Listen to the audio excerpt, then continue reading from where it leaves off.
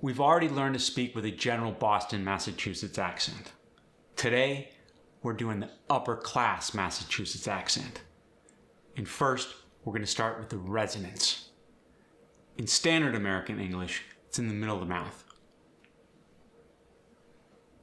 However, with the upper class Boston, Massachusetts resonance, in the pitch, in the muscular movements within the mouth, it's different. And here to help us out, Miss Barley.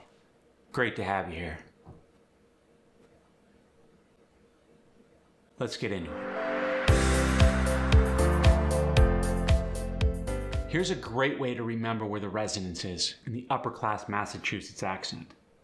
Think upper class. It's up and forward, but you're not getting the nasal sound. Think tight, polished articulation. Lips under tension.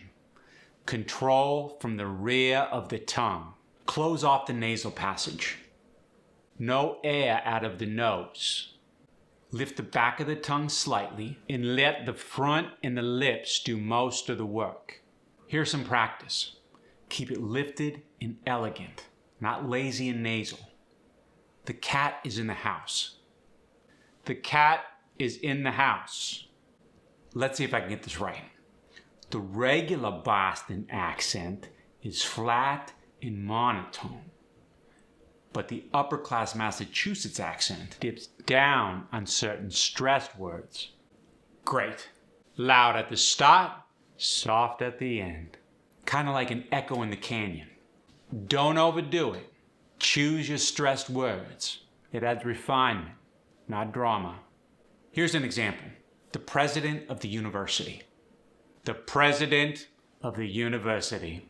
Let's get right into the vowels. The short O goes to an ah. God, hot, rock.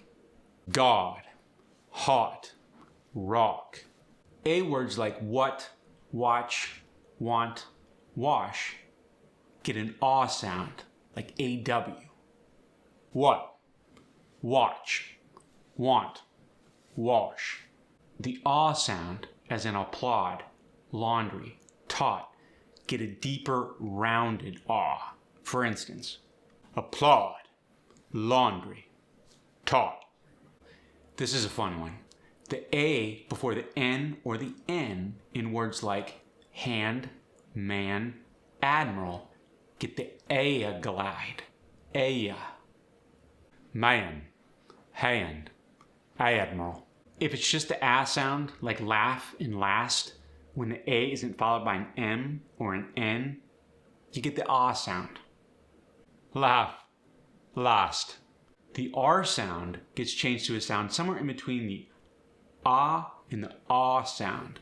For instance, car, harsh, scarf, charge. Go to ka, harsh, scarf, charge.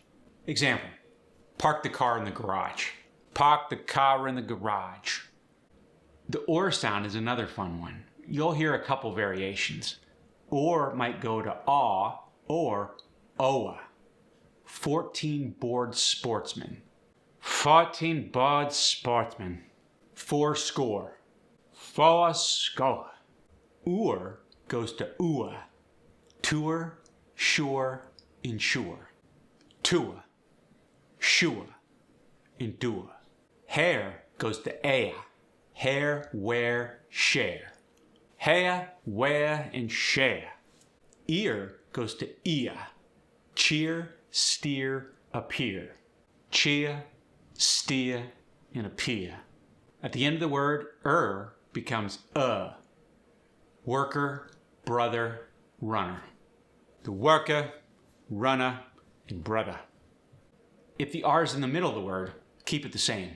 Earth, earnest, first. Earth, earnest, first. When you're stressing the short I, it gets the ia sound. Split the pit. Split the pit. Short E when stressed gets the aya sound. Ed, rent, penthouse becomes ed, rent, penthouse. That one reminds me of a southern accent. What do you think? Sure does. For the oo sound, you get a Y glide. Tune, duke, new. Tune, duke, new. Let's talk consonants. When we're talking upper class Massachusetts, the R is non-rhotic, meaning we're losing it.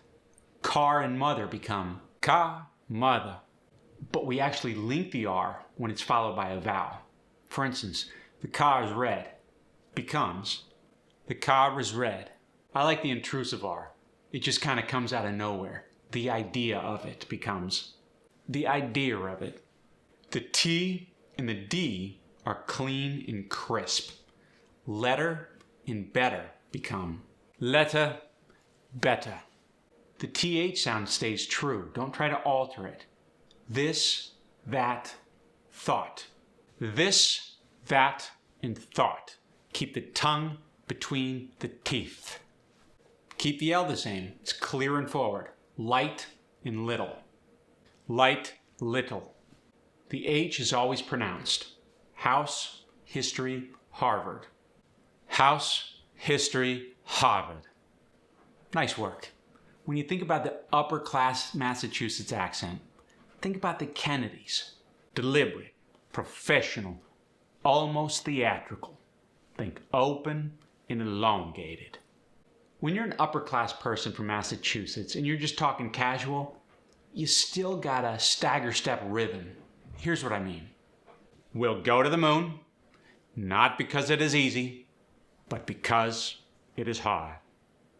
Have fun with the variations. If you talk like Jack Kennedy, you're more deep and throaty when you speak.